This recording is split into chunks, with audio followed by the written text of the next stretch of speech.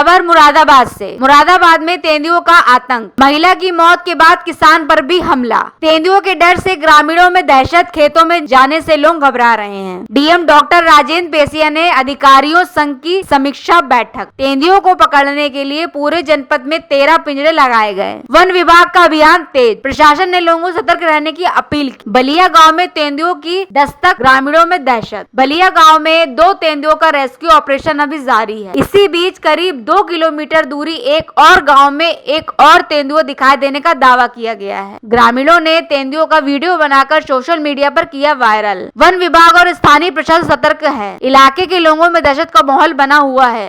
बिजनौर से लेकर यहाँ मुरादाबाद और आगे जो रामगंगा नदी का किनारा है, वहाँ पर लेपर्ड की घटनाएं हुई है, क्योंकि उसके आसपास सघन गन्ने की खेती होती है और गन्ने के खेत बड़े बड़े होते हैं, तो वो जंगल से आकर के लेपर्ड गन्ने के खेत में छिप जाते हैं। और अभी तक जितनी भी घटनाएं हुई हैं वो सारी की सारी गन्ने के खेत में हुई। इसी के मद्देनज़र आज बैठक का भी आयोजन किया गया और उस बैठक में वन विभाग के अतिरिक्त शीर्ष सभी विभाग उसमें रहे।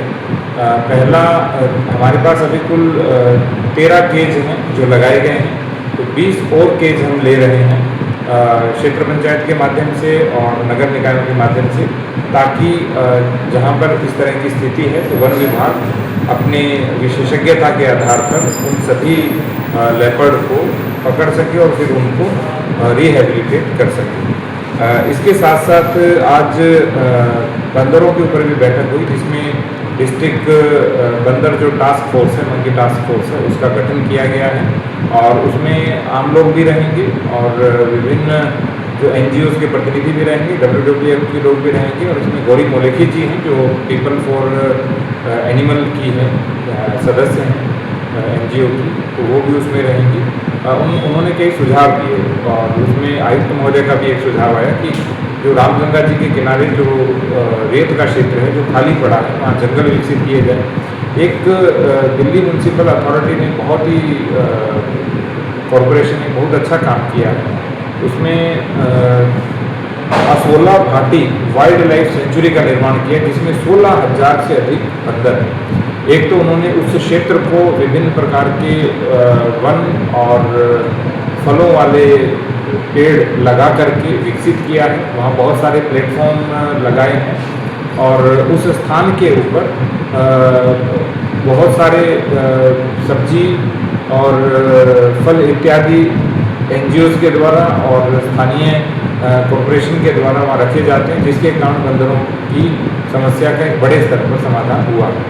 तो आज बहुत सारे सुझाव आए थे, जिसमें से ये जो 2 सुझाव प्रमुख हैं कि हमारी यहाँ की टीम जो आसोला घाटी वाइल्ड लाइफ सेंचुरी है वहाँ जाए, उसकी स्टडी करे और उसके आधार पे फिर हम मुरादाबाद में भी आगे कार्रवाई करें। और एक और जो बात है वो ये है कि जो बंदर बहुत आक्रामक हो जाता है उनको हम वन विभाग की विशेषज्ञता और सहयोग के आधार पे नगर निगम की टीम पकड़वाती है, फिर उसको हम रिहेबिलिटेट भी करते हैं, उसे जंगल में छोड़ते हैं ताकि स्थानीय स्तर की किसी समस्या का कोई भी समस्या न रहे, उस समस्या का समाधान। मुरादाबाद से रेहान अंसारी की रिपोर्ट।